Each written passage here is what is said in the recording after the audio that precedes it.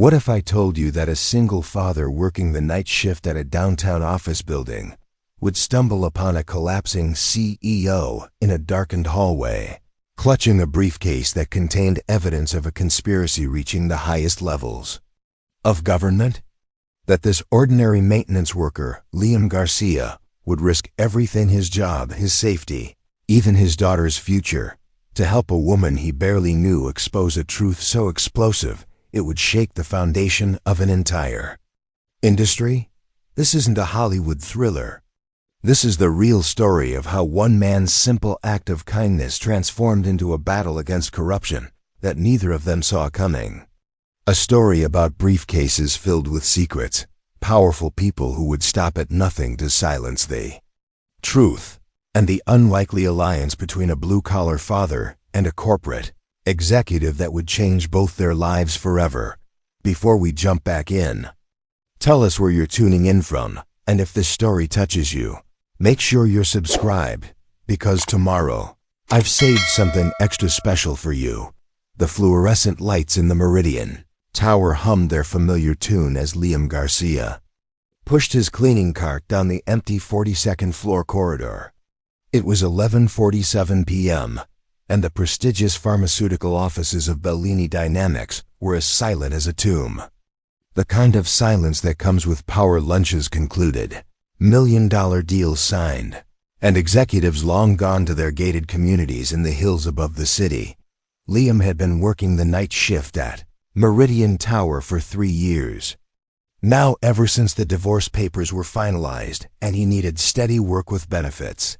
The building housed some of the most powerful companies in pharmaceutical research, financial consulting, and government contracting. During the day, these halls buzzed with the energy of people who moved markets and shaped policies. At night, they belonged to people like him, the invisible workforce that kept the machine running while the decision-makers slept. He didn't mind the solitude. In fact, he preferred it. The quiet gave him time to think, to process the challenges of raising 12-year-old Mia on his own, to plan for her upcoming science fair project, to worry about college funds and orthodontist bills.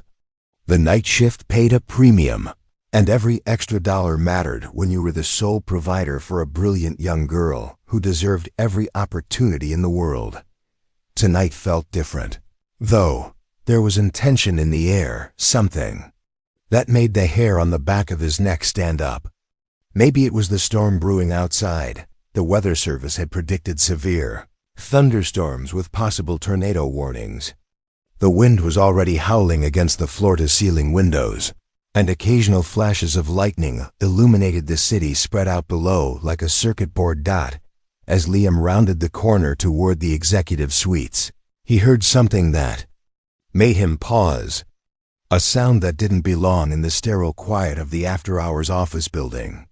At first, he thought it might be the wind, but as he listened more carefully, he realized it was human. Someone was crying, not the soft sniffling of someone who'd gotten emotional during a late-night phone call with a loved one. This was deeper, more desperate. The kind of crying that comes from a place of complete despair when someone has reached the absolute end of their rope and doesn't know how to tie another knot. Liam hesitated. His job was to clean offices and empty trash cans, not to get involved in the personal dramas of executives who made more in a month than he did in a year. The company policy was clear: be invisible, be efficient, and avoid any unnecessary interaction with clients or tenants. He'd seen maintenance workers fired for much less than inserting themselves into situations that weren't their business, but the sound was getting worse. What had started as crying was now evolving into something that sounded almost like panic.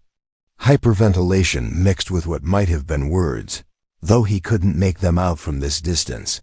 His conscience won the battle with his caution. Mia had been raised to help people when they were in trouble, and he couldn't very well teach her values he wasn't willing to live by himself. He secured his cleaning cart against the wall and walked quietly toward the source of the sound. The crying was coming from the direction of the corner office suite, the one with Iris Bellini, chief executive officer. etched in elegant gold lettering on frosted glass doors. Liam had cleaned that office dozens of times over the past 3 years, though he'd only seen its occupant in person a few times. Dr. Iris Bellini was a legend in the pharmaceutical industry, a brilliant scientist turned CEO who had built Bellini Dynamics from a small research startup into one of the most influential companies in the world. The few times he'd encountered her during his shift, she'd been polite but distant, the kind of person who acknowledged his existence with a nod, but would never remember his name. That was fine with him. He understood the hierarchy of corporate America well enough to know that people like Dr. Bellini existed in a completely different universe from people like him. As he approached her office, the crying suddenly stopped. The silence that followed was almost more unsettling than the sound had been. Liam slowed his pace, wondering if perhaps the person had left through another exit, or if he'd been mistaken about the source of the sound. Then he heard a crash, not the sound of papers falling or a coffee mug being knocked over. This was the unmistakable sound of a human body hitting the floor with enough force to rattle the glass walls of the office. It was followed by a low moan that seemed to come from deep within someone's chest. All thoughts of company policy and appropriate boundaries evaporated from Liam's mind. Someone was hurt, possibly seriously, and he was the only person in the killing someone was hurt. Immediate area who could help. He quickened his pace and reached for his master keycard, the one that gave him access to every office in the building for cleaning purposes. The card reader beeped softly, and the lock disengaged with a quiet click. Liam pushed open the glass door and stepped into Dr. Bellini's office, his eyes adjusting to the dim light that filtered in from the city below. What he saw stopped him in his tracks. Dr. Iris Bellini was lying crumpled on the floor beside her. Massive mahogany desk, her usually perfect business attire disheveled and stained. Her dark hair, typically pulled back in a severe bun, had come loose and hung in tangles around her face. But what caught Liam's attention most was the briefcase clutched against her chest like a shield, and the way her entire body was trembling with what looked like exhaustion and terror. This wasn't just someone having a bad day or dealing with work stress. This was someone who had been pushed beyond their breaking point, someone who looked like they had been running from something, or someone for a very long time. Lightning flashed outside the windows, illuminating the scene for a brief moment in stark dramatic detail. In that instant, Liam could see that Dr. Bellini's face was pale and drawn, her eyes wide with an expression that bordered on panic. There was something desperate and hunted about her appearance, as if she had been backed into a corner with no way out. She noticed him standing in the doorway and tried to pull herself into a sitting position, though her movements were unsteady and weak. When she spoke, her voice was barely above a whisper, hoarse with exhaustion and emotion. I'm sorry. I didn't mean for anyone to. You shouldn't be here. This isn't safe." The words sent a chill down Liam's spine. Not safe? What could possibly be unsafe about helping someone who was clearly in distress? But even as the question formed in his mind, he found himself stepping further into the office and closing the door behind him. Whatever was happening here, his instincts told him that discretion was probably the better part of valor. Outside, the storm was intensifying. Thunder rolled across the city like a warning, and the wind howled with increasing fury against the windows of the 42nd floor. Inside the office, two people from completely different worlds were about to embark on a journey that would change both of their lives forever. Neither of them could have imagined that this moment, this chance encounter in a darkened office during a thunderstorm, would be the beginning of a story that would eventually reach the highest levels of government and expose a conspiracy that threatened the lives of millions of people. But sometimes, the most important moments in our lives begin with the simplest acts of human kindness. And sometimes, all it takes is one person willing to ask, "Are you okay?" to set in motion events that will shake the foundations of power. Liam Garcia had seen plenty of medical emergencies during his 3 years working night shift at Meridian Tower.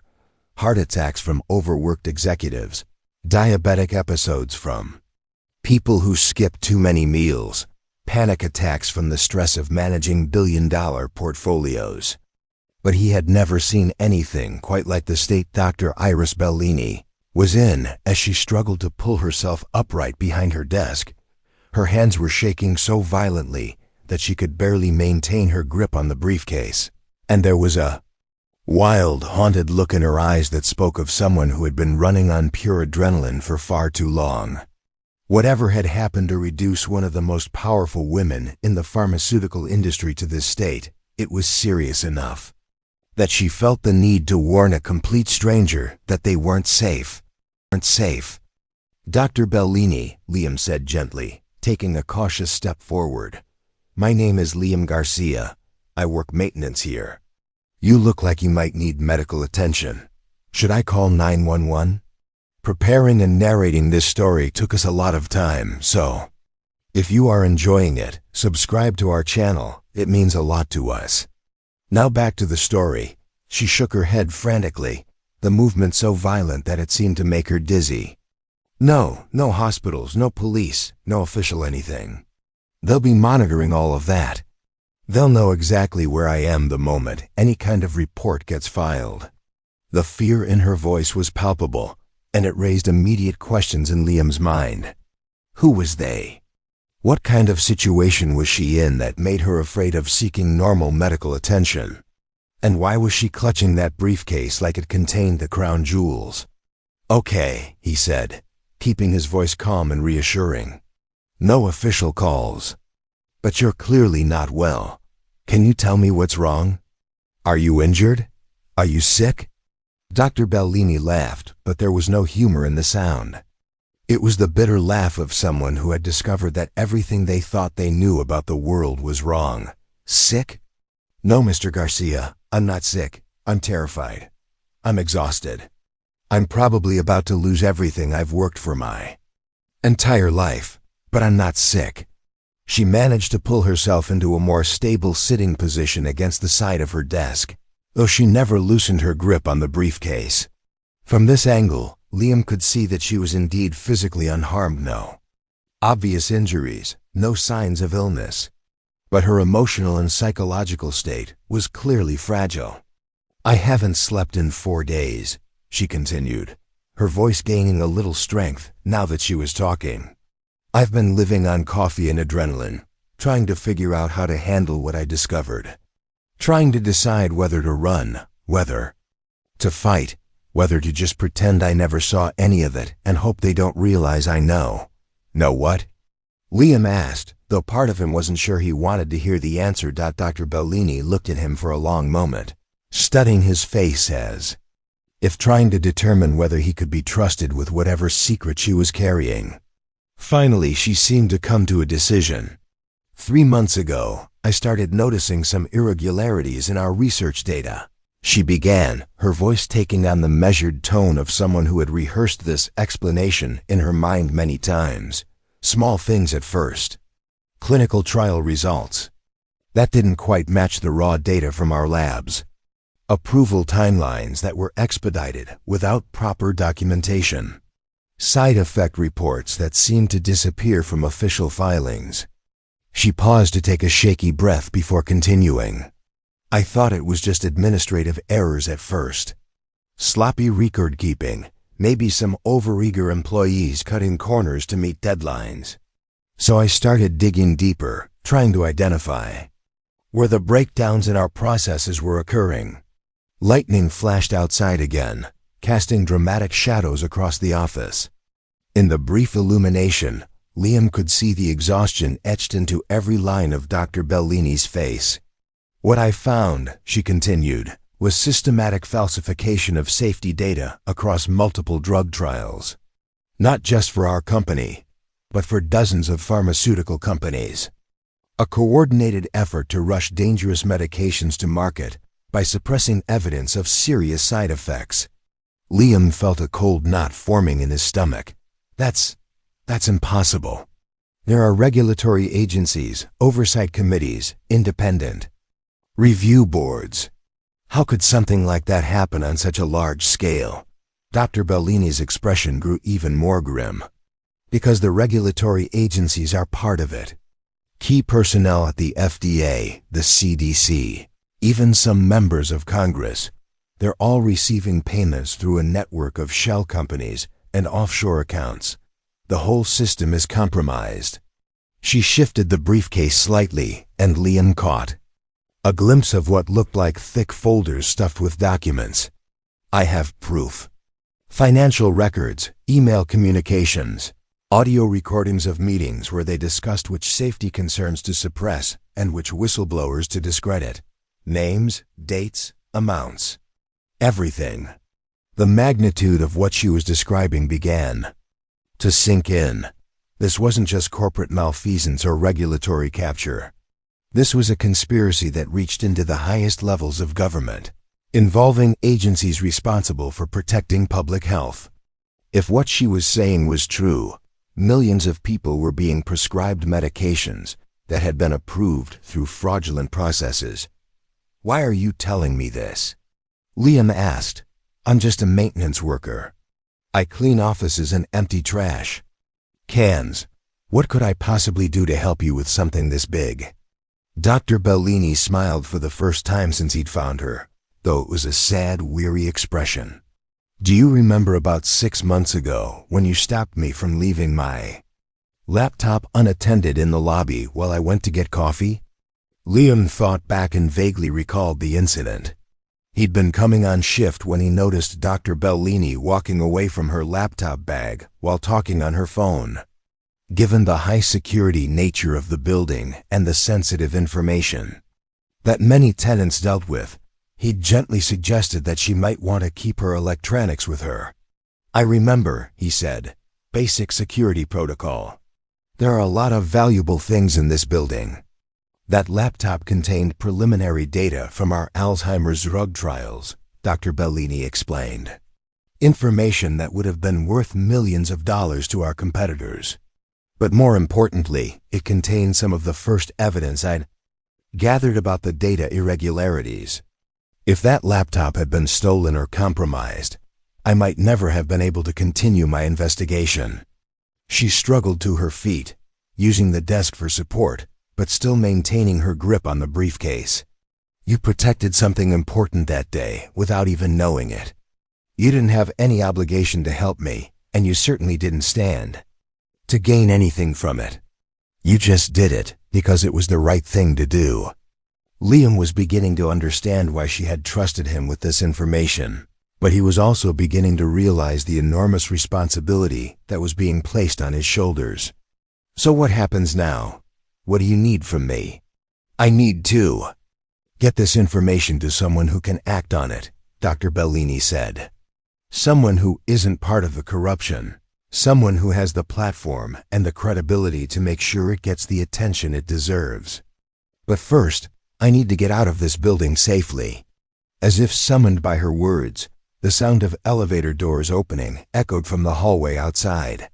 It was followed by the sound of footsteps, multiple sets of them, moving with purpose toward the executive suites. Dr. Bellini's face went white. They found me, she whispered. I thought I had more time, but they found me. The footsteps were getting closer, and Liam could hear the low murmur of voices. Professional voices, the kind that belonged to people who were used to handling serious situations with quiet efficiency. Is there another way out of here? Liam asked quietly. Dr. Bellini shook her head. The executive suites only have one entrance, but there's a service corridor that connects to the emergency stairs. If we can get to my assistant's office without being seen. She didn't need to finish the sentence. Liam understood that their window of opportunity was rapidly closing.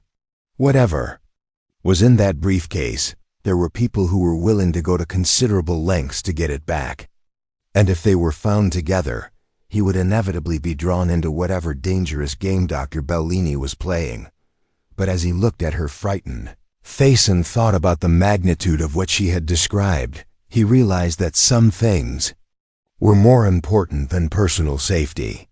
If she was telling the truth, if there really was a conspiracy that was putting millions of lives at risk, then helping her might be one of the most important things he'd ever done. Outside in the hallway, the voices were getting closer. Time was running out. The voices in the hallway were getting closer, and Liam could tell from their tone that whoever these people were, they weren't here for a friendly late-night chat. Dr. Bellini's face had gone from pale to ashen, and her grip on the briefcase had tightened to the point where her knuckles were white with strain. "This way," Liam whispered, moving toward a door he knew led to the administrative assistant's area. "Stay low and follow me." They crept across the office in a crouch, using Dr. Bellini's massive desk as cover. Liam's knowledge of the building's layout was proving invaluable. 3 years of cleaning these offices had given him an intimate familiarity with every corridor, every exit, every hiding place that most people never noticed. As they reached the door to the assistant's office, they could hear the voices more clearly. 3 men, maybe 4, speaking in low, professional tones about search patterns and potential escape routes. These weren't casual security guards doing a routine check. These were people who knew exactly what they were looking for and had experience finding people who didn't want to be found. "Dr. Bellini," one of the voices called out, and both Liam and Dr. Bellini froze. "We know you're in the building.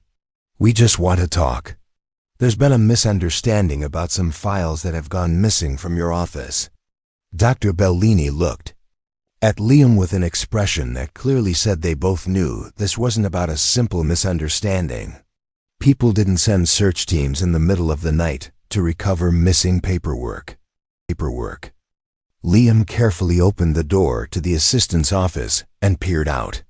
The coast was clear, but he could see flashlight beams moving around in the main corridor. They had maybe 30 seconds before the search reached this area. "Can you move?" "Quickly," he whispered to Dr. Bellini. She nodded, though he could see that she was running on fumes. Whatever she had been through over the past 4 days had taken a serious toll on her physical reserves. They slipped into the assistant's office, and Liam immediately guided her toward a door marked "Authorized Personnel Only." It led to the service corridors that most people in the building didn't even know existed, the maintenance areas, where the real work of keeping a modern office building functional took place. "How do you know about these areas?" Dr. Bellini whispered as they entered. "A narrow corridor lined with pipes and electrical conduits." "I've been working here for 3 years," Liam replied, leading her toward what he knew was a rarely used emergency stairwell. "You learn things when you're responsible for maintaining a building. There are ways to get around that most people never see." As they moved through the service corridor, Dr. Bellini seemed to be studying him with new interest. 3 years, she repeated. "You've been here since 2021? "That's right. Started right after my divorce was finalized. Needed steady work with good benefits for my daughter." "Your daughter," Dr. Bellini said, and something in her tone made Liam glance back at her. "How old is she?" 12, Mia. She's in 7th grade. Wants to be a scientist like." He trailed off, realizing the irony of the situation. "Like me." Dr. Bellini finished with a bitter smile. "I hope she chooses a different kind of science, something cleaner. Something where the pursuit of knowledge doesn't get people killed." They had reached the emergency stairwell, and Liam paused before opening the door. "Dr. Bellini, before we go any further, I need to know what I'm getting myself into. These people who are looking for you, how dangerous are they?" She was quiet for a long moment, considering her answer. "Mr. Garcia Liam, what I'm about to tell you is going to sound like something out of a conspiracy theory movie. But I need you to understand that everything I've discovered over the past 3 months has been verified through multiple sources." She shifted the briefcase to her other arm, and Liam noticed that despite her exhaustion, she never let it get more than a few inches away from her body. "The network I've uncovered isn't just falsifying safety data for financial gain," she continued. They're deliberately introducing compounds into medications that create long-term dependencies and health problems.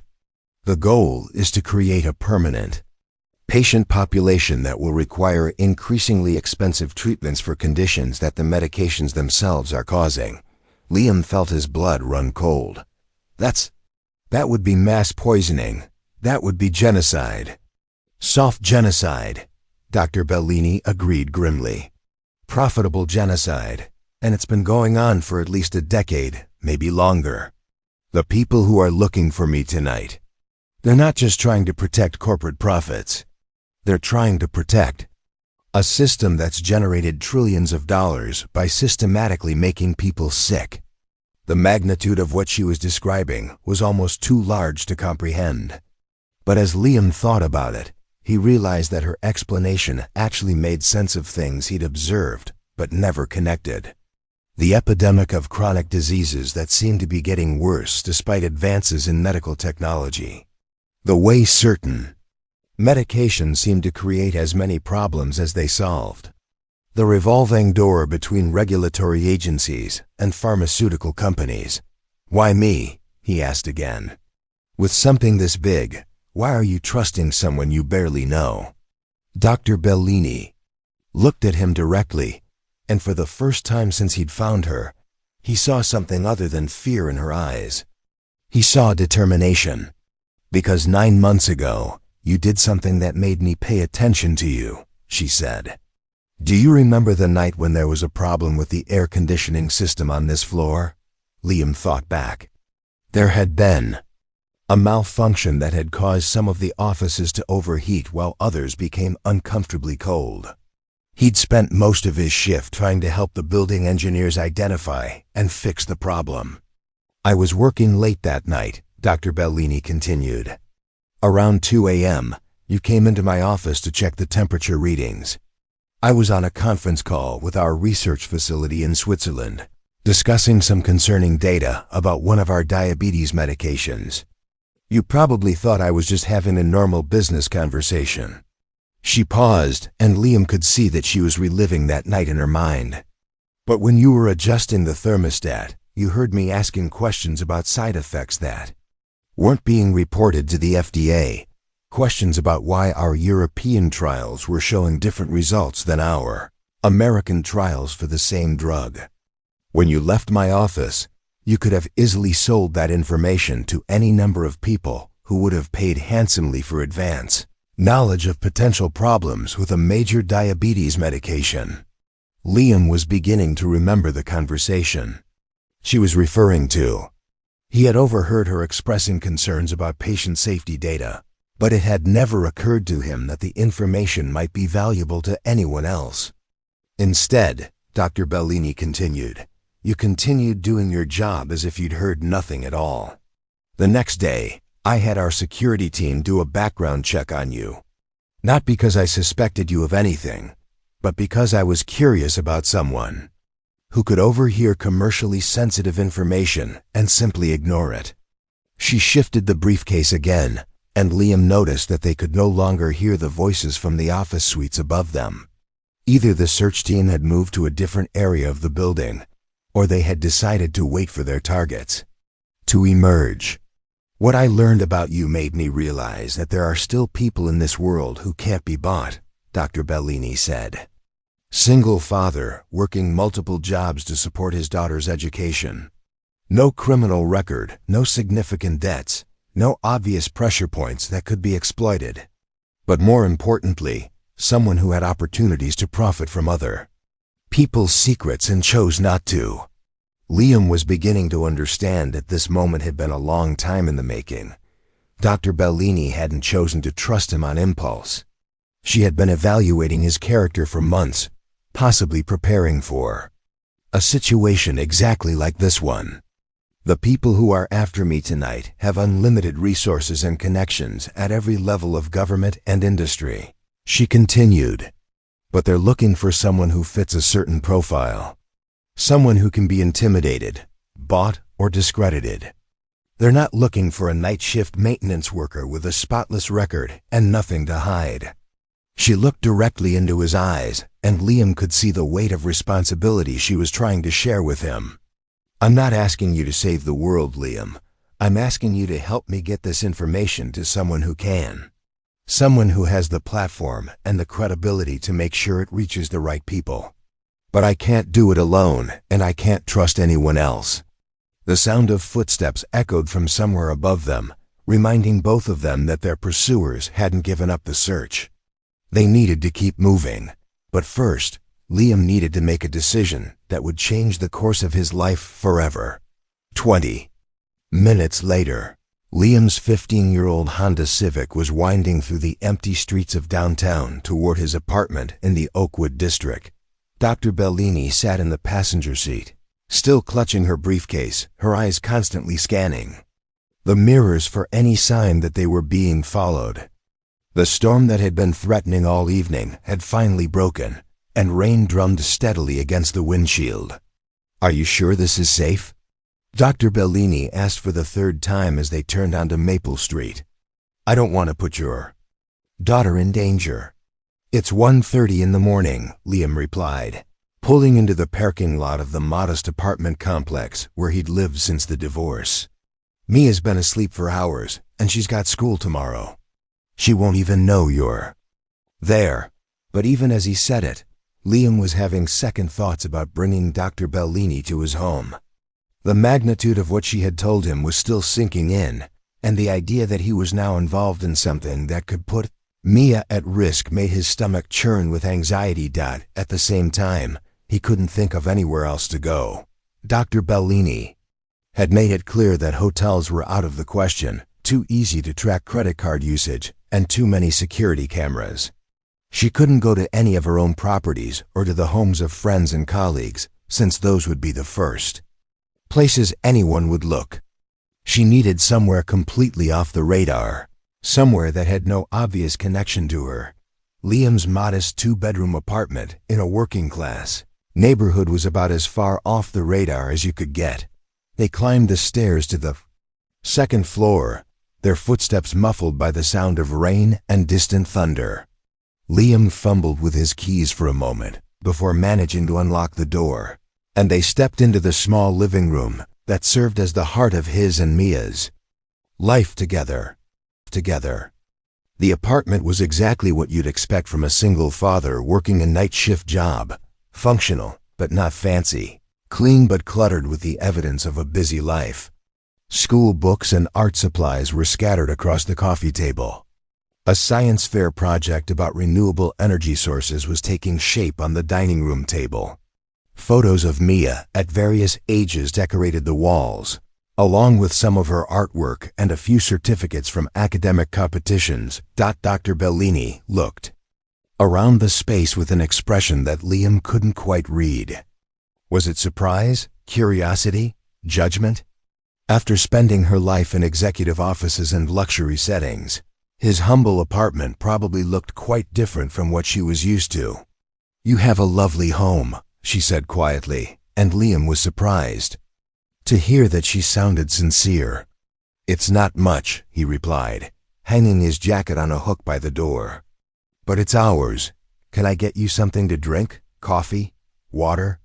"Coffee would be wonderful if it's not too much trouble." As Liam moved toward the kitchen, he heard a door opening down the hallway. A moment later, Mia appeared in the living room doorway, rubbing her eyes and looking confused. She was wearing her favorite pajamas, the ones with planets and stars that she'd had since she was 10 but refused to give up, and her dark hair was sticking up at odd angles from sleep. "Dad?" she said, her voice thick with drowsiness. "I heard voices. Is everything okay?" Liam felt his heart skip a beat. He'd hoped to get Dr. Bellini settled without waking Mia, but his daughter had always been a light sleeper. She'd inherited that trait from her mother, along with her curiosity and her tendency to worry about other people. "Everything's fine, sweetheart," he said, trying to keep his voice calm and normal. "This is Dr. Bellini. She works at the building where I have my job, and she needed a place to stay tonight. There was a problem with her apartment. It wasn't entirely a lie, though. It wasn't entirely the truth either. But Liam had learned that sometimes protecting the people you love meant shielding them from information they weren't ready to handle. Mia looked at Dr. Bellini with the frank curiosity that 12-year-olds possessed in abundance. She took in the expensive but disheveled clothing, the exhausted expression, the way the woman was holding onto her briefcase like it contained something precious. "Are you okay?" Mia asked, addressing Dr. Bellini directly. "You look really tired." Dr. Bellini smiled, and for the first time since Liam had found her, it looked like a genuine expression of warmth rather than a polite social gesture. "I am very tired," she admitted. "I've been having some problems at work, and it's been keeping me awake at night." Mia nodded with the serious expression she got when she was processing complex information. "My dad says that when grown-ups have problems at work, it's usually because someone isn't being fair or someone isn't telling the truth." "Is someone not being fair to you?"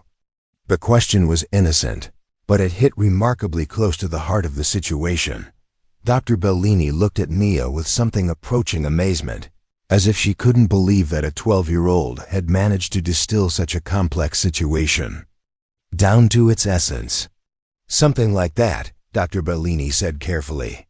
"There are some people who haven't been telling the truth about some very important things, and I'm trying to figure out how to make sure the truth comes out." Mia considered this for a moment, then walked over to the bookshelf where she kept some of her favorite possessions. She pulled out a small notebook, the kind with a rainbow cover that could be found at any dollar store, and flipped through several pages before finding what she was looking for. "My mom used to say that the truth is like seeds," Mia said, reading from what was apparently a collection of her mother's sayings that she'd written down. "Even if you plant them in rocky ground, they'll find a way to grow if you take care of them. But lies are like weeds. They grow fast, but they don't have deep roots, so they're easy to pull up if you know where to look." Dr. Bellini's eyes filled with tears, and Liam felt his throat tighten with emotion. Sarah had died when Mia was 9, but her wisdom lived on in the things she'd taught their daughter about integrity, compassion, and courage. "Your mother sounds like she was a very wise woman," Dr. Bellini said. "She was a teacher," Mia replied matter-of-factly. "She taught 5th grade, and she always said that the most important thing she could teach kids wasn't math or reading or science. It was how to tell the difference between truth and lies, and how to be brave enough to stand up for what's right, even when it's scary." The words hung in the air for a moment, and Liam could see that they had affected Dr. Bellini deeply. Here was a child who had distilled the essence of moral courage into a simple lesson about truth and lies, seeds and weeds. "Mia," Liam said gently, "Dr. Bellini has had a very long day, and you have school tomorrow. Why don't you get back to bed, and we'll talk more in the morning?" But Mia wasn't quite ready to go. She looked at Dr. Bellini with the serious expression she got when she was trying to solve a complex problem. "Dad," she said, "if Dr. Bellini's trying to make sure the truth comes out about something important, and there are people who don't want her to, then she's kind of like a whistleblower, right? Like the people we studied in history class who told the truth about things that were wrong, even though it got them in trouble." Liam exchanged a glance with Dr. Bellini, amazed once again by his daughter's ability to understand situations that most adults would find confusing. "Something like that," he said. Mia nodded, as if this confirmed something she had already suspected. Then she walked over to Dr. Bellini and looked up at her with the direct gaze that had always been one of her most distinctive characteristics. "My mom also used to say that when someone's trying to do the right thing, it's everybody's job to help them," Mia said. "Even if it's scary, even if it's hard.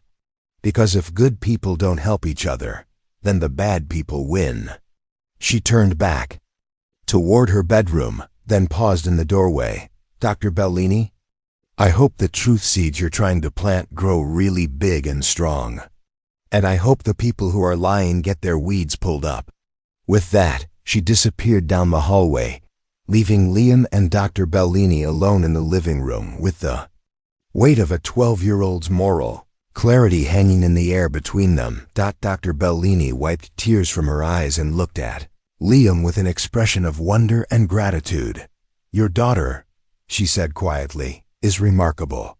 She gets that from her mother," Liam replied, though he felt a surge of pride at the recognition of Mia's special qualities. "No," Dr. Bellini said, looking around the modest apartment with new appreciation. "She gets that from both of them. And now I understand why you're the right person to help me with this. It's not just about your integrity or your knowledge of the building or your ability to fly under the radar." She looked toward the hallway where Mia had disappeared, then back at Liam. "It's because you're raising the kind of person who will inherit the world I'm trying to protect. And that gives you a stake in this fight that goes beyond anything they could threaten you with." Outside, the storm was beginning to subside, but inside the apartment, the real work was just beginning.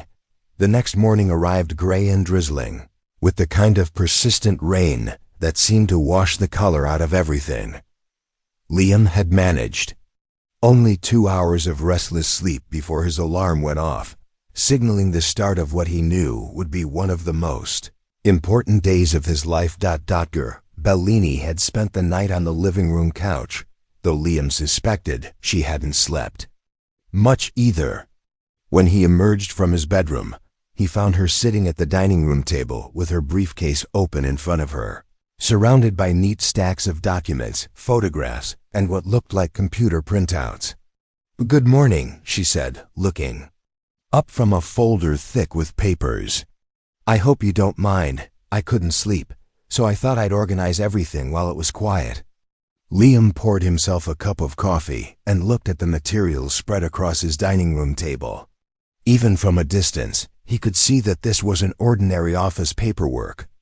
There were bank statements, email printouts, what looked like laboratory reports, and photographs of documents that appeared to have been taken covertly. "Is this everything?" he asked. "This is just the tip of the iceberg," Dr. Bellini replied grimly. "What you're looking at represents 3 months of careful investigation, but the conspiracy itself goes back at least 10 years, possibly longer." She gestured to one of the stacks of papers.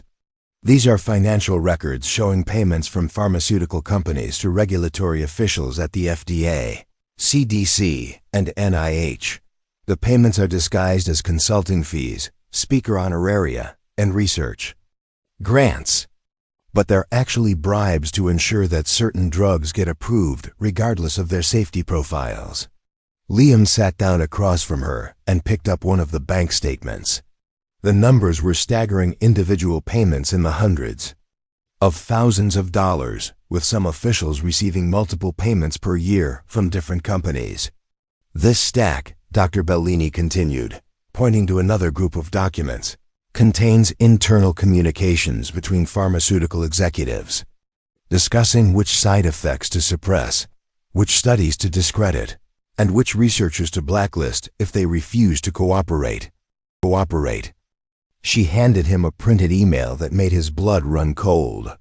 The subject line read, "Cardiac complications, Statinol XR," and the body of the message was a casual discussion between 2 executives about hiding evidence that a popular cholesterol medication was causing heart attacks in certain patient populations. "They knew," Liam said, his voice barely above a whisper. "They knew their medication was killing people, and they covered it up." "That's just one example," Dr. Bellini said. "I have similar evidence for dozens of medications currently on the market. Diabetes drugs that cause liver failure, antidepressants that increase suicide rates in teenagers, blood pressure medications that cause kidney damage. In every case, the manufacturers knew about the problems and chose to hide them rather than pull the drugs from the market." The sound of Mia's alarm clock echoed from down the hallway, followed by the familiar sounds of a 12-year-old getting ready for school. Liam glanced at his watch. 7:15 a.m. In normal circumstances, this would be the time when he'd be making breakfast and helping Mia prepare for another day of 7th grade. But these weren't normal circumstances. "Dad," Mia's voice called from the kitchen. "Are you making pancakes today?" "Just cereal this morning, sweetheart," Liam called back. "We're running a little behind schedule." Dr. Bellini began gathering up the documents, clearly intending to hide them before Mia came into the dining room. But Liam stopped her with a gentle gesture. "She's going to ask questions anyway," he said quietly. "And she's smart enough to know when adults are hiding something important from her. Maybe it's better to give her some version of the truth." When Mia appeared in the dining room a few minutes later, dressed for school and carrying her backpack, she immediately noticed the papers spread across the table. Her eyes took in the official-looking documents, the serious expressions on both adults' faces, and the way Dr. Bellini seemed to be protecting the materials. "Is this about the work problem you mentioned last night?" she asked Dr. Bellini. "Yes," Dr. Bellini replied, clearly choosing her words carefully. "I discovered that some people at my company, and at other companies like mine, haven't been honest about the safety of some medications. People could get hurt because of these lies, and I'm trying to figure out how to make sure the right authorities know about it." Mia absorbed this information with the serious expression she got when processing complex adult issues. Like medications that doctors give to sick people. Exactly like that. So if people take these medications thinking they'll help them get better, but the companies know they might actually make them sicker, that's really bad, right? That's like lying about something that could hurt people. Dr. Bellini nodded. "That's exactly what it is." Mia walked closer to the table and looked at one of the documents, a laboratory report with rows of numbers and medical terminology that would be meaningless to most 12-year-olds. But Mia had always been interested in science, and she'd inherited her mother's ability to see patterns and connections that others missed. "Dr. Bellini," she said after studying the report for a moment, "if you know about these lies, and you have proof that the companies are hurting people, why don't you just tell the police or the government people who are supposed to stop things like this?" It was the logical question that any child would ask, and Dr. Bellini's answer would help determine how much truth she was willing to share. Because some of the government people who are supposed to stop things like this are part of the problem, Dr. Bellini explained. They're taking money from the companies to look the other way when bad things happen. Mia's eyes widened as the full implications of this sank in. So the people who are supposed to protect everyone are actually helping the bad guys. Some of them, yes. Mia was quiet for a long moment, processing this information. Then she looked at her father with the expression she got when she was trying to solve a difficult math problem. "Dad, if the regular people who are supposed to help can't help, then what do you do? How do you stop the bad guys when they have all the power?" It was a profound question that got to the heart of the situation they were facing. Liam looked at Dr. Bellini, then back at his daughter. "Sometimes," he said carefully, "ordinary people have to be brave enough to do extraordinary things, even when it's scary, even when it's dangerous." Mia nodded slowly. "Like the people we learned about in social studies class who helped escape slaves even though it was against the law. Or the people who hid Jewish families during the Holocaust, even though they could get in trouble. Something like that, Liam." Agreed. Dr. Bellini was watching this conversation with fascination, clearly amazed by Mia's ability to grasp complex moral concepts and draw parallels to historical examples. "Mia," she said, "what would you do if you were in my situation? If you knew about something terrible that was happening, but telling the truth about it might put you and the people you cared about in danger." Mia thought about this for a moment, then looked at the documents spread across the table. "I think," she said slowly, "that if people are getting hurt because of lies, then telling the truth is more important than being safe. Because if you don't tell the truth, more people will get hurt. And if everyone who knows the truth decides to stay quiet because they're scared, then the bad guys win." She paused, then added, But I also think you shouldn't have to do it alone. I think when someone's trying to do the right thing, other people should help them, even if it's scary."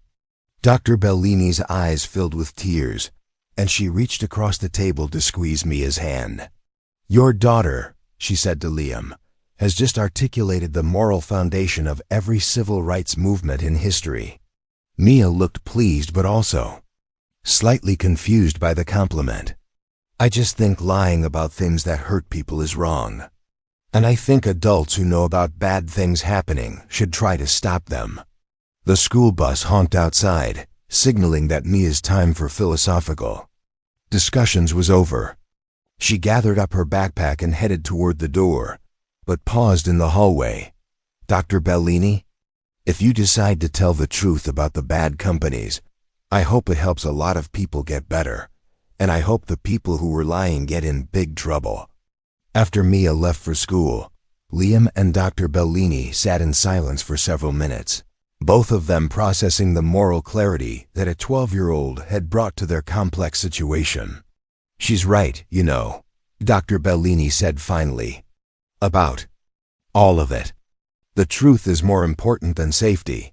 People shouldn't have to fight injustice alone, and the lies I've discovered are directly responsible for people getting hurt." She picked up one of the folders and handed it to Liam. "This contains documentation of over 400 deaths that could have been prevented if the pharmaceutical companies had been honest about known side effects. 400 families who lost loved ones because profits were more important than people." Liam opened the folder and found himself looking at a spreadsheet with names, ages, causes of death, and corresponding medications. Mary Rodriguez, 67, heart attack, statinol XR. James Patterson, 45, liver failure, diabetrol. Sarah Chun, 23, suicide. Mood lifter. Each line represented a life cut short by corporate greed and regulatory corruption. "What do we do now?" Liam asked. Dr. Bellini closed her briefcase and looked at him with determination. "We follow your daughter's advice," she said. "We tell the truth, we don't do it alone, and we make sure the bad guys don't win." The morning that had started with quiet determination and moral clarity was shattered at 10:47 a.m. by the sound of Liam's cell phone ringing. The caller ID showed a number he didn't recognize, but something about the timing made his blood run cold. Dr. Bellini, who had been reviewing financial documents at the dining room table, looked up sharply when she heard the phone. "Don't answer it," she said immediately. "Let it go to voicemail." But the phone stopped ringing only to start again immediately. Same unknown number. When it rang a third time, Liam realized that whoever was calling wasn't going to give up easily. "Mr. Garcia?" The voice was smooth, professional, with the kind of calm authority that came from years of experience handling difficult situations. "My name is Robert Hoffman.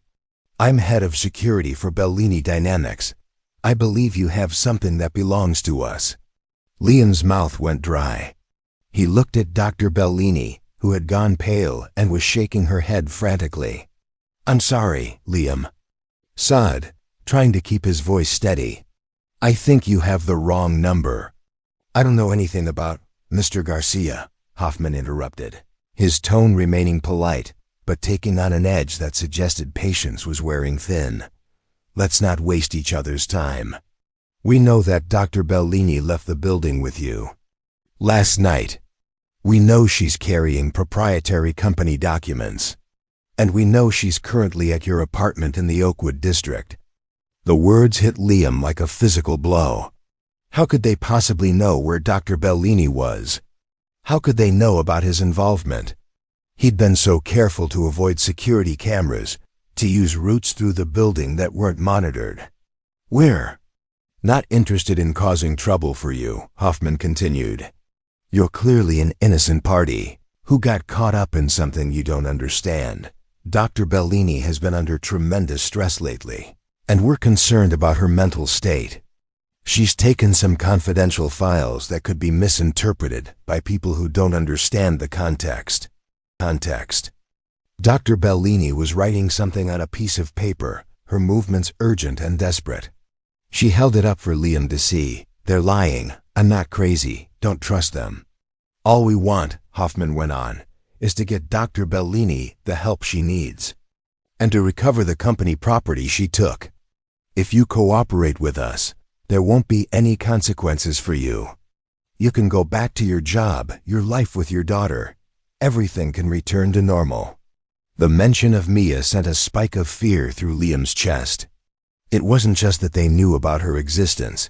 The way Hoffman had said, "your life with your daughter," carried an unmistakable undertone of threat. "What exactly are you asking me to do?" Liam asked, though he was pretty sure he already knew the answer.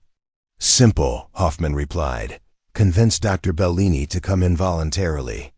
We'll send a car to pick both of you up. We'll have a calm, rational conversation about this situation, and everyone can move forward. No police involvement, no media attention, no disruption to anyone's life." Dr. Bellini was shaking her head vigorously and writing another note. "If I go with them, I'll disappear. The evidence will disappear. People will keep dying. And if I refuse?" Liam asked. There was a pause on the other end of the line, and when Hoffman spoke again, his voice had lost all pretense of friendliness. "Mr. Garcia, let me be very clear about your situation. You're currently harboring a fugitive who stole classified corporate documents. That's a federal crime. More importantly, you're putting your daughter at risk by involving yourself in something you don't understand." The threat was no longer subtle. They were making it clear that Mia could be used as leverage if necessary. "Your daughter attends Roosevelt Middle School," Hoffman continued, and Liam felt his knees go weak. "She walks to the bus stop at 7:45 every morning. She has science class with Mr. Peterson at 2:15 every afternoon. She's a bright girl with a promising future. It would be a shame if that future were to be compromised because her father made poor decisions." Liam's hands were shaking now, both from fear and from rage. These people weren't just threatening him, they were threatening to hurt an innocent 12-year-old to get what they wanted. "You have 1 hour to decide," Hoffman said. "At noon we'll call again. If you're ready to cooperate, we'll arrange pickup. If not, well, let's hope it doesn't come to that." The line went dead, leaving Liam staring at his phone with a mixture of terror and fury. "They know everything," he said to Dr. Bellini. "They know where Mia goes to school, what time she walks to the bus stop, who her teachers are." "How is that possible?" Dr. Bellini's face was grim. "Because they have access to databases that ordinary people don't even know exist. Medical records, school enrollment data, credit reports, social media activity, cell phone location tracking. The pharmaceutical industry has partnerships with data brokers and technology companies that give them unprecedented surveillance capabilities." She stood up and began pacing the small living room, her movements agitated and desperate. "This is exactly what I was afraid of," she continued. "They don't just have money and political connections. They have the tools of a police state at their disposal. They can track anyone, anywhere, at any time." Liam sat down heavily on the couch, his mind racing through possible options. All of them seemed to end with either Dr. Bellini disappearing forever or Mia being hurt because of his involvement. "Maybe you should go with them," he said quietly. "Maybe that's the safest thing for everyone." "No," Dr. Bellini said firmly. "Liam, you heard what your daughter said this morning. If everyone who knows the truth decides to stay quiet because they're scared, then the bad guys win. 400 people are already dead because I didn't act sooner. How many more will die if this evidence disappears?" She sat down across from him and leaned forward, her expression intense. "I know you're scared for Mia. I understand that, and I respect it. But think about this. How many children like Mia are going to lose their parents to medications that these companies know are dangerous? How many families are going to be destroyed by drugs that create more problems than they solve? Before Liam could respond, his phone rang again. This time the caller ID showed Roosevelt Middle School, and his heart nearly stopped. Mr. Garcia? The voice belonged to Mrs. Rodriguez, the school secretary. This is Roosevelt Middle School. I'm calling because there was an incident involving your daughter this morning. Liam's vision blurred, and he felt like he might be sick. What kind of incident? Is she hurt?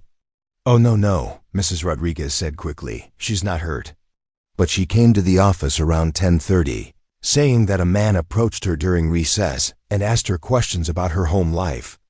When she told him she needed to talk to a teacher, he left quickly. We've reported it to the police, but we wanted you to know right away. Relief flooded through Liam, followed immediately by renewed anger. They had actually sent someone to his daughter's school. They had approached a 12-year-old girl as a way to send him a message. Is she okay? He asked. She's fine, Mrs. Rodriguez assured him. She handled the situation exactly right. She didn't engage with the stranger and reported it immediately. But we'd like you to come pick her up early today, just as a precaution. After hanging up, Liam looked at Dr. Bellini with a mixture of fear and determination. They sent someone to her school, he said. They actually approached my daughter. Doctor.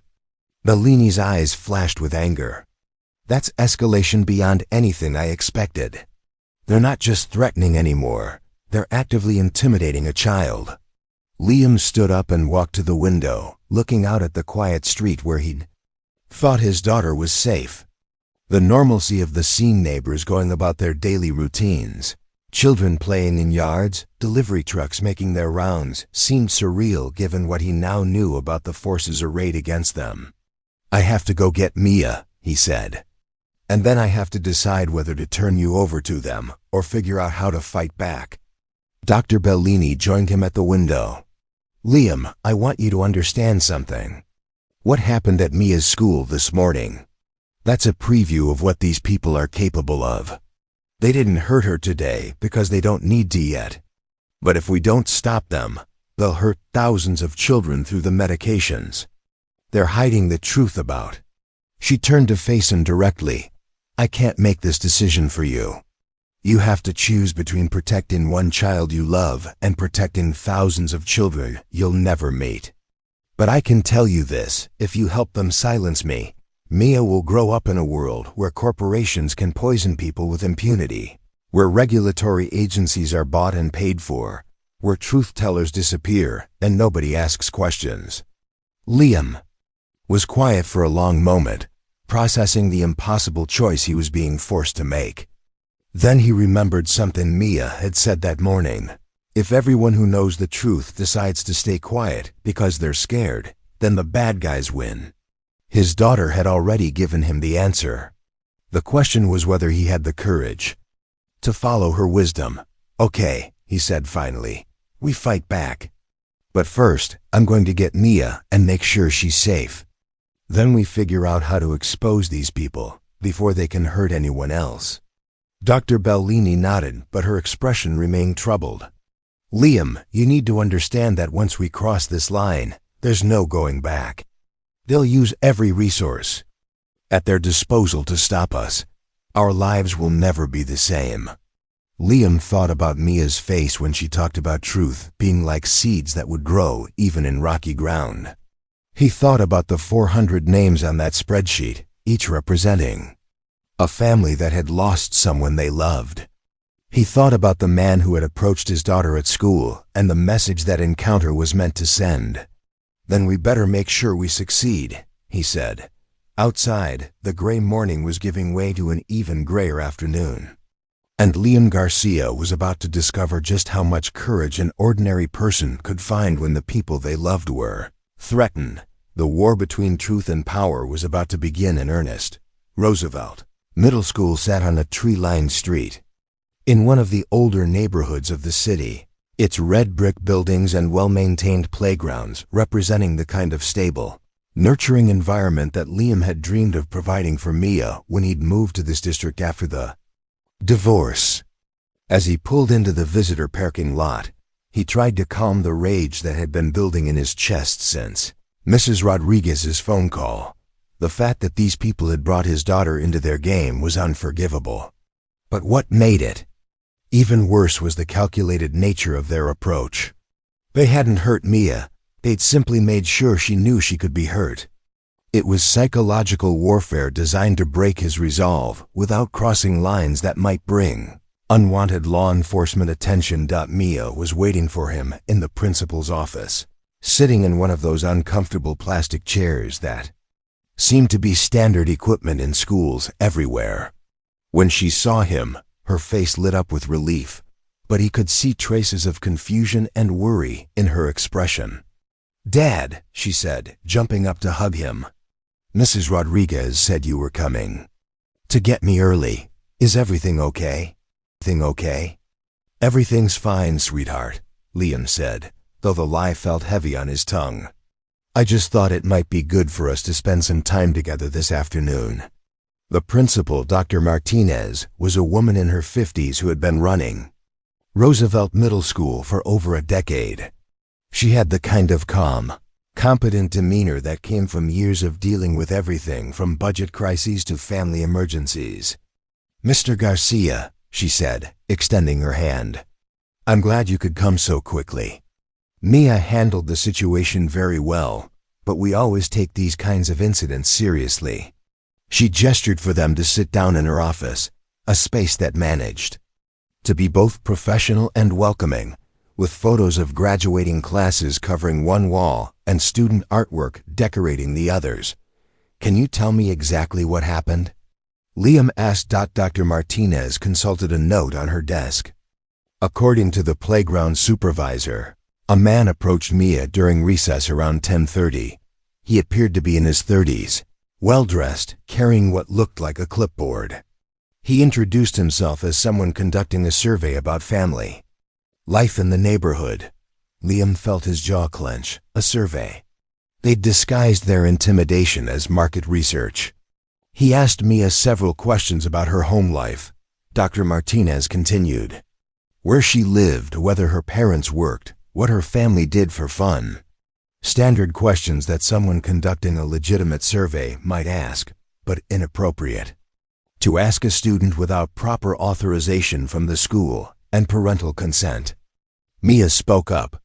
He seemed really interested when I mentioned that my dad works at the big office building downtown. He asked if my dad ever brought work home, or if we ever had visitors who talked about business stuff. The sophisticated nature of the approach sent another chill through Liam. This wasn't random intimidation, it was intelligence gathering. They were trying to figure out how much Mia knew about her father's involvement with Dr. Bellini. What did you tell him? Liam asked, trying to keep his voice casual. I told him that my dad doesn't usually bring work home, because he's a maintenance person, not a business person, Mia replied. And I said that we don't usually have visitors, because it's just the two of us most of the time. Dr. Martinez nodded approvingly. Mia did exactly the right thing. When the man started asking more specific questions about your work schedule and whether you ever brought colleagues home, she told him she needed to talk to a teacher and walked away. By the time the playground supervisor went to speak with him, he had left the area. Did anyone get a description of him? A license plate number? Liam asked. The playground supervisor said he was driving a dark sedan, but she didn't get the plate number. Professional appearance, no distinguishing features. The type of person who would blend in easily in most environments. Exactly the kind of person a security company would send to intimidate a family without leaving evidence that could be traced back to them. After completing the necessary paperwork and ensuring that the school would be on heightened alert for any future incidents, Liam and Mia left Roosevelt Middle School and headed home. During the drive, Mia was unusually quiet, staring out the window with the thoughtful expression she got when she was processing complex information.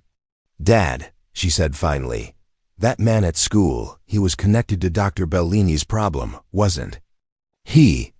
Liam considered lying to her, But he'd already learned that Mia had an uncanny ability to see through adult deceptions. More importantly, she had a right to know when she was being targeted because of her father's choices. "Yes," he said. "I think he was." Mia nodded, as if this confirmed something she had already suspected. "So the people who are trying to stop Dr. Bellini from telling the truth, they're trying to use me to make you scared?" The simplicity and accuracy of her assessment was both impressive and heartbreaking. No 12-year-old should have to understand the dynamics of psychological intimidation. "Something like that," Liam admitted. "Are you scared?" She asked. Liam thought about how to answer that question honestly. "Yes," he said finally. "I'm very scared. Not just for myself, but for you. These people have a lot of power, and they're willing to use it to protect their secrets."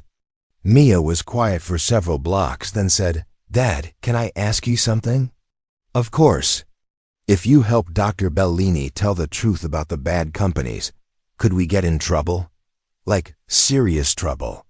Liam pulled into their apartment complex parking lot and turned off the engine before answering. This was the conversation he'd been dreading, but it was also the conversation that would determine the course of their lives. "Yes," he said, "we could get in serious trouble. These people have connections to government agencies, law enforcement, even judges. They have unlimited money and they're fighting to protect billions of dollars in profits. If we go up against them, we might lose everything." Mia unbuckled her seatbelt but didn't get out of the car. What would happen to the people who are getting hurt by the bad medications if Dr. Bellini can't tell the truth? "They would keep getting hurt," Liam said. "More people would die from drugs that the companies know are dangerous. More families would lose people they love." "How many people?" Liam thought about the spreadsheet Dr. Bellini had shown him that morning.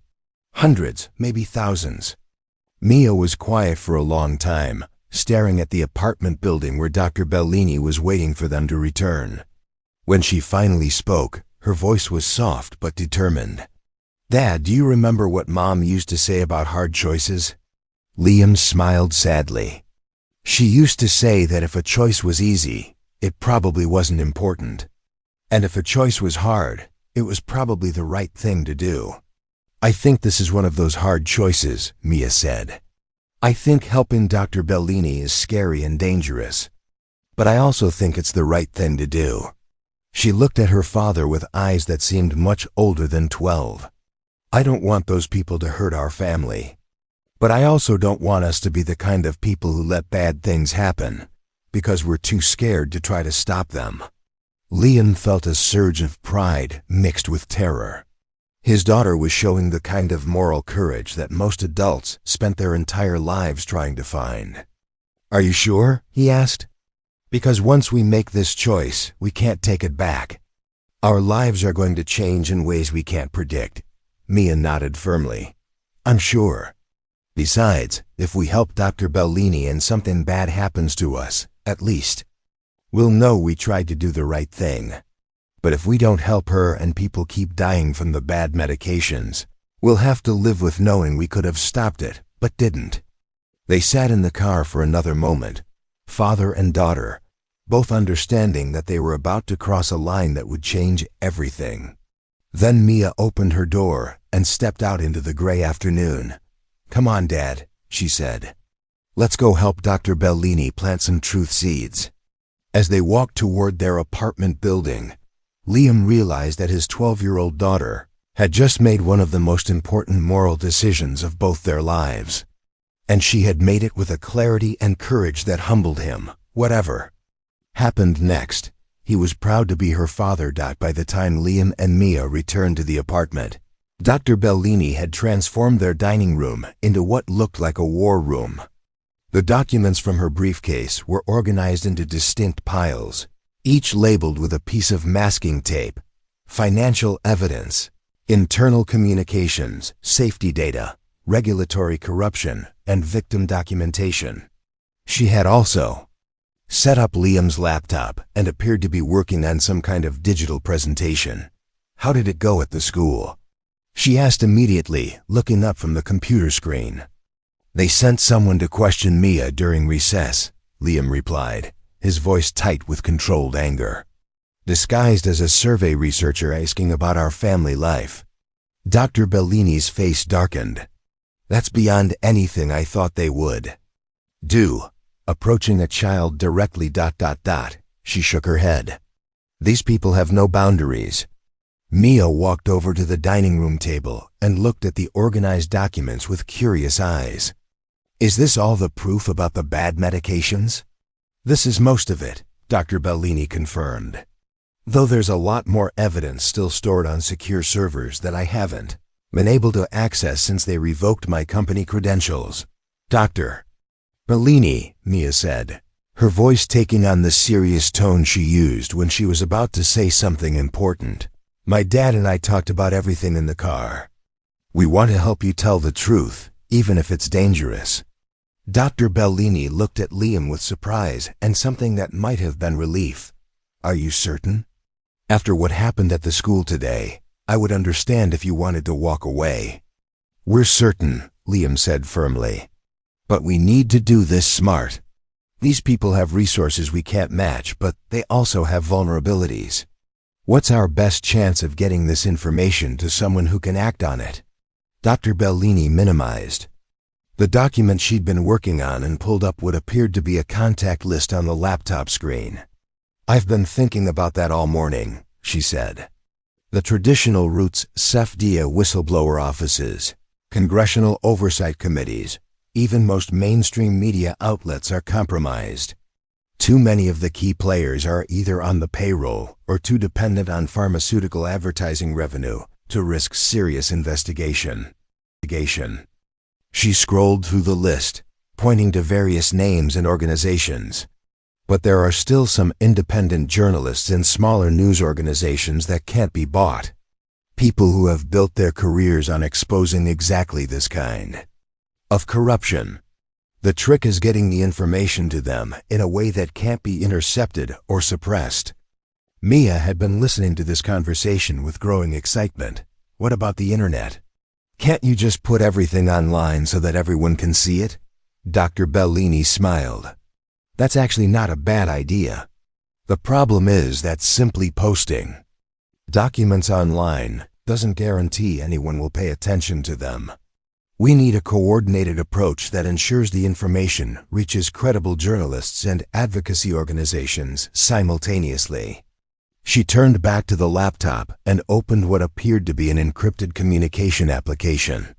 I've been in contact with 3 investigative journalists who specialize in pharmaceutical industry corruption, she explained. Sarah Chun at the independent health reporter, Michael Torres at the Medical Accountability Project, and Dr. Rachel Kim at the Transparency Institute. All 3 have been investigating various aspects of regulatory capture, but none of them have had access to the kind of comprehensive evidence we have here. Liam looked at the clock on his phone. It was 11:30 and 30 minutes before Hoffman's deadline for their decision. How long will it take to get everything to them? He asked. If we work fast, about 2 hours, Dr. Bellini replied. The documents need to be scanned, organized into a coherent narrative, and encrypted before transmission. But once it's sent, there's no putting the genie back in the bottle. Mia had wandered over to the window and was looking down at the parking lot with a worried expression. Dad, she said quietly, there's a black car parked across the street. The man inside is watching our building. Liam and Dr. Bellini rushed to the window. Sure enough, a dark sedan was parked at the curb with a clear view of their apartment building entrance. Through the windshield, they could see the silhouette of someone in the driver's seat. They're not waiting for the deadline, Dr. Bellini said grimly. They're moving to contain the situation now. Liam's phone rang. Hoffman again. Mr. Garcia, the smooth voice said when Liam answered. I see you've returned home. I hope your daughter's early dismissal from school wasn't too disruptive to your day. The casual mention of Mia's school situation made Liam's blood boil, but he forced himself to stay calm. What do you want? He asked, I want to resolve this situation before it gets out of hand, Hoffman replied. My associate has been watching your building for the past hour. He's noticed an unusual amount of activity in your apartment, lights on during the day, movement near windows, what appears to be document organization. It seems like Dr. Bellini is preparing to do something rash. Dr. Bellini was frantically typing on the laptop, apparently trying to expedite the document transfer process. I'm going to make this very simple, Hoffman continued. You have 15 minutes to bring Dr. Bellini and the documents downstairs. My associate will escort both of you to a secure location where we can have a rational discussion about resolving this misunderstanding. If you're not downstairs in 15 minutes, we'll be forced to take more direct action. What kind of direct action? Liam asked, though he was afraid he already knew. The kind that involves multiple agencies and a great deal of publicity. Hoffman said, Dr. Bellini is currently in possession of classified corporate documents. That's industrial espionage, Mr. Garcia, a federal crime that carries significant prison time. Do you really want to expose your daughter to the trauma of watching her father arrested for corporate espionage? The line went dead, leaving Liam staring at his phone with a mixture of fear and fury. 15 minutes, he told Dr. Bellini. She looked up from the laptop, her face pale but determined. I can get the core documents to all 3 journalists in 10 minutes if we work together. Sarah, Michael, and Rachel are all online now, and they're standing by to receive the files. What do you need us to do? Liam asked. Mia, can you help me organize these documents in the order I call them out? Dr. Bellini asked. Your dad can scan them while I prepare the accompanying explanations. For the next 8 minutes, the 3 of them worked with desperate efficiency. Mia sorted documents with the precision of someone much older than 12, while Liam fed papers through his small home scanner as fast as the machine could process them. Dr. Bellini typed furiously, creating executive summaries and explanations for each batch of evidence. Financial evidence is sent, Dr. Bellini announced. Michael Torres has confirmed receipt and is already reviewing the bank records. 3 minutes later, internal communications are sent. Sarah Chun says she recognizes some of the names from her previous investigations. With 1 minute left before Hoffman's deadline, safety data and victim documentation are sent. Dr. Kim is connecting us with families of some of the people on the casualty list. Dr. Bellini hit the final send button and closed the laptop just as they heard footsteps on the stairs outside their apartment. It's done, she said, her voice filled with exhaustion and relief. Whatever happens to us now, the truth is out there. 3 independent journalists have everything they need to expose this conspiracy. The footsteps stopped outside their door, followed by a firm, authoritative knock. Mr. Garcia, Hoffman's voice called from the hallway. Time's up. Please open the door. Liam looked at Dr. Bellini, then at Mia, who was standing by the window with her chin raised in an expression of determined courage. Are you ready? He asked them both. Dr. Bellini nodded. Whatever happens next, we did the right thing. Mia walked over and took her father's hand. Mom always said that courage isn't about not being scared. It's about doing what's right even when you are scared. Liam squeezed his daughter's hand, then walked to the door. Before opening it, he turned back to look at the woman who had trusted him with the most important secret of her life, and the girl who had shown him what real moral courage looked like. Together, he said. Then he opened the door to face whatever consequences awaited them on the other side. The point of no return had been crossed. The truth was now beyond anyone's ability to contain, and 3 unlikely allies had just started a fight that would shake the foundations of an entire industry. When Liam opened the door, he found himself face to face with 3 men in dark business suits. Robert Hoffman stood in the center, a man in his late 40s with steel gray hair and the kind of cold, calculating eyes that belonged to someone who had spent years solving problems that other people preferred not to think about. Behind him stood two younger men who had the unmistakable bearing of professional security operatives. "Mr. Garcia," Hoffman said, with a thin smile that never reached his eyes. "Thank you for being reasonable. Dr. Bellini, I trust you're feeling better after your episode last night." Dr. Bellini stepped forward, her posture straight and defiant despite the exhaustion that marked her face. "I'm feeling clear-headed. For the first time in months, Mr. Hoffman, clear enough to understand exactly what you and your associates have been doing to people." Hoffman's smile faded slightly. "Dr. Bellini, you're clearly under a great deal of stress. The documents you took contain highly technical information that could be easily misinterpreted by people without the proper scientific background. We're here to help you understand the context of what you think you've discovered." "I understand the context perfectly," Dr. Bellini replied. 400 people are dead because your network has been systematically suppressing safety data and bribing regulatory officials. That's not a misinterpretation, that's mass murder. One of the security operatives took a step forward, but Hoffman raised a hand to stop him. "Dr. Bellini, you're making very serious accusations that could result in significant legal consequences. For yourself. Defamation, industrial espionage, breach of fiduciary duty, these are federal crimes that carry substantial prison sentences." Mia, who had been standing quietly beside her father, suddenly spoke up.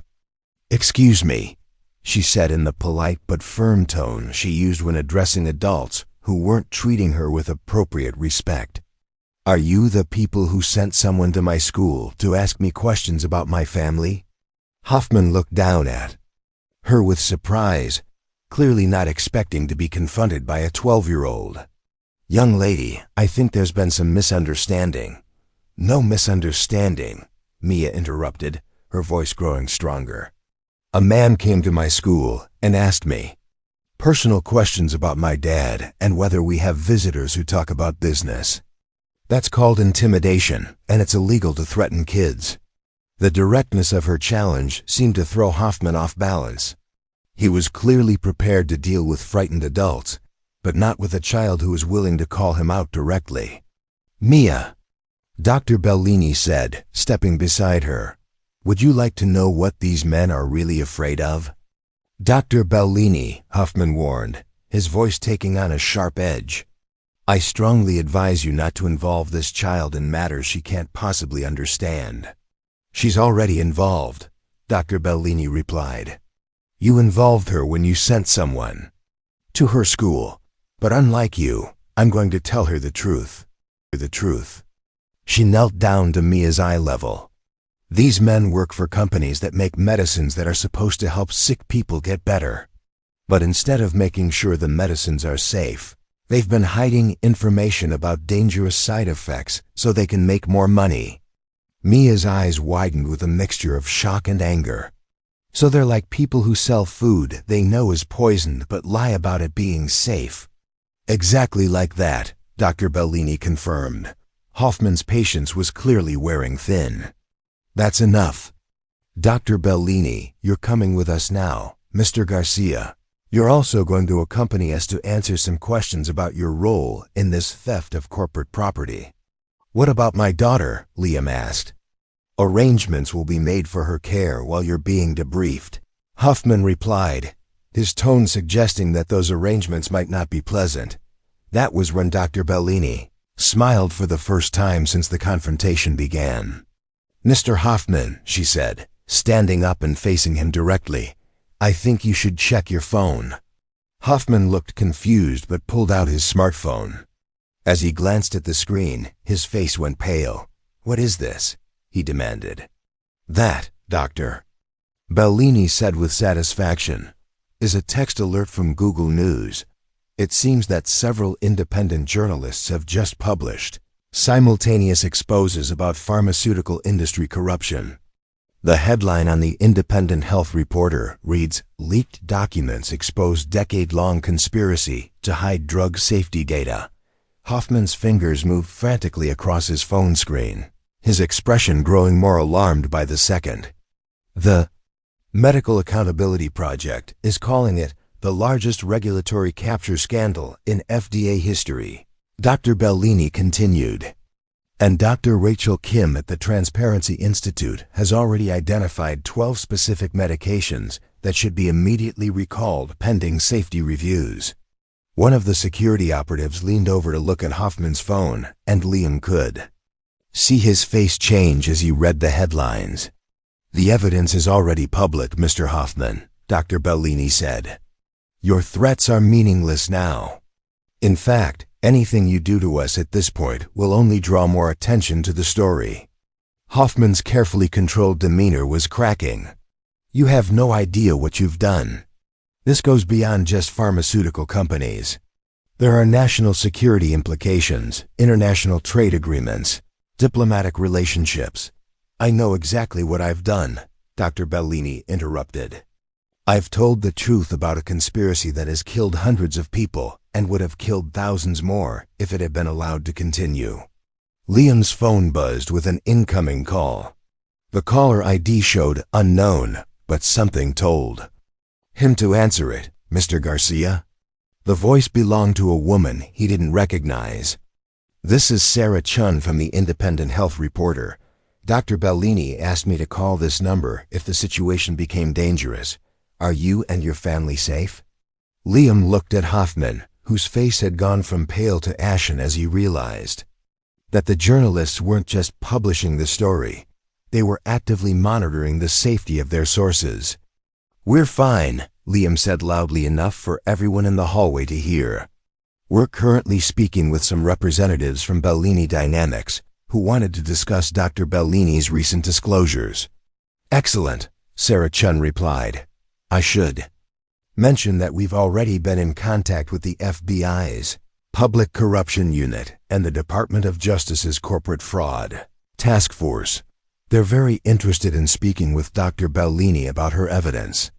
Hoffman took a step backward, and Liam could see him calculating his rapidly diminishing options. "Mr. Hoffman," Dr. Bellini said quietly, "your employers sent you here to silence a whistleblower and recover evidence of criminal activity. But the evidence is now in the hands of federal law enforcement, and the story is already being read by millions of people. Your mission has failed." For a long moment, nobody spoke. Then Hoffman gestured to his associates, and the three men turned and walked toward the stairway without another word. As their footsteps faded down the stairs, Mia looked up at her father and Dr. Bellini. "Is it over?" she asked. Dr. Bellini sat down heavily on the couch, the adrenaline finally leaving her system. "The dangerous part is over. The legal part is just beginning. But yes, sweetheart, we won." Outside, they could hear car doors slamming and engines starting as Hoffman and his team retreated. Inside the apartment, three people who had chosen courage over comfort sat in the quiet satisfaction of knowing they had done something that mattered. The truth was now unstoppable, and the world was about to change. 6 months later, the cherry trees that lined the walkway to the new Congressional Investigative Committee building were in full bloom, their pink petals drifting like snow across the plaza, where protesters had once demanded accountability from pharmaceutical companies. Now, those same companies were implementing court-mandated reforms under the oversight of a newly established Patient Safety Commission. Liam Garcia stood at the window of his corner office on the 10th floor, watching the morning commuters hurry past below. The brass nameplate on his desk read, "Liam Garcia, Director of Whistleblower Protection Services," a position that had been created specifically for him after his testimony before Congress had helped expose the largest pharmaceutical corruption scandal in American history. The past 6 months had been a whirlwind of congressional hearings, media interviews, and legal proceedings. 12 pharmaceutical companies had paid billions in fines. 47 executives had been indicted on federal charges, and the entire structure of drug safety oversight had been rebuilt from the ground up. Most importantly, over 30 medications had been recalled or reformulated after independent safety reviews, revealed the dangerous side effects that had been hidden for years. "Dad?" Mia's voice came from the doorway of his office. She was 13 now, taller and more confident, but she still had the same direct gaze and thoughtful expression that had helped guide them through their darkest moments. "Dr. Bellini is here for the lunch meeting." Dr. Iris Bellini appeared behind Mia, looking healthier and happier than she had in years. She had left the pharmaceutical industry entirely and now served as the chief scientific advisor for the Patient Safety Commission, where she worked to ensure that the mistakes of the past would never be repeated. "Iris," Liam said, gesturing for her to sit in one of the comfortable chairs near his desk. "How did the morning session go?" "Better than expected," Dr. Bellini replied, settling into the chair with a satisfied expression. The Transparency in Drug Testing Act passed the Senate by a vote of 78 to 22. Every clinical trial will now be required to publish all safety data publicly, regardless of the results. Mia perched on the edge of Liam's desk, her notebook in hand. She had been documenting the progress of pharmaceutical reform for a school project that had evolved into something much larger, a book about how ordinary people could make extraordinary changes when they chose courage over comfort. "What does that mean for people who are taking medications?" Mia asked, her pen poised over her notebook. "It means that doctors and patients will have access to all the information they need to make informed decisions," Dr. Bellini explained. "No more hidden side effects, no more suppressed safety data. Every drug that goes to market will have been tested with complete transparency." Liam walked over to a wall that was covered with letters, photos, and newspaper clippings. There were thank you notes from families whose loved ones had been saved by the medication recalls, pictures from the ceremony where he'd received the Courage and Truth-Telling Award from the American Medical Association, and articles about the new federal protections for corporate whistleblowers. But the item that meant the most to him was a small, framed drawing in the center of the wall. It showed a little girl planting seeds in rocky ground while a man and woman watched approvingly. At the bottom, in Mia's careful handwriting, were the words, "Truth seeds grow everywhere if you take care of them." "Dr. Bellini," Mia said, looking up from her notebook, "do you think we really change things? Like, not just for now, but for always?" Dr. Bellini considered the question carefully. "I think we planted seeds that will keep growing long after we're gone. The laws we helped create, the oversight systems we helped design, the culture of transparency we helped establish, those things will protect people for generations." She paused, then smiled at Mia. "But the most important thing we changed was proving that ordinary people can stand up to the most powerful institutions in the world and win. Every time someone sees corruption and chooses to speak up instead of staying silent, they'll be following the example you and your father set." Liam's assistant knocked on the door and peeked in. "Mr. Garcia? The 2 o'clock delegation from the European Union is here. They want to discuss implementing similar reforms in their member countries." "Tell them I'll be right there," Liam replied. Then he turned to Dr. Bellini and Mia. "Want to sit in on this one? They're particularly interested in hearing from the person who first broke the story."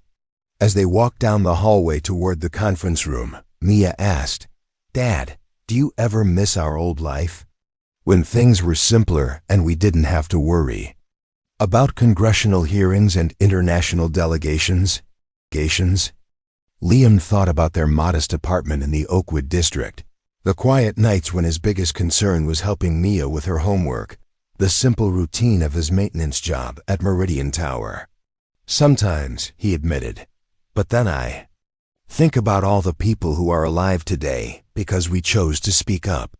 All the families who didn't lose someone they love because dangerous medications were taken off the market. All the patients who can now make informed decisions about their treatment because they have access to complete safety data."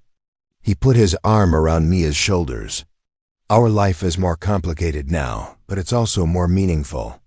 We get to wake up every day knowing that we're part of something bigger than ourselves. Double quotes. Dr. Bellini nodded in agreement.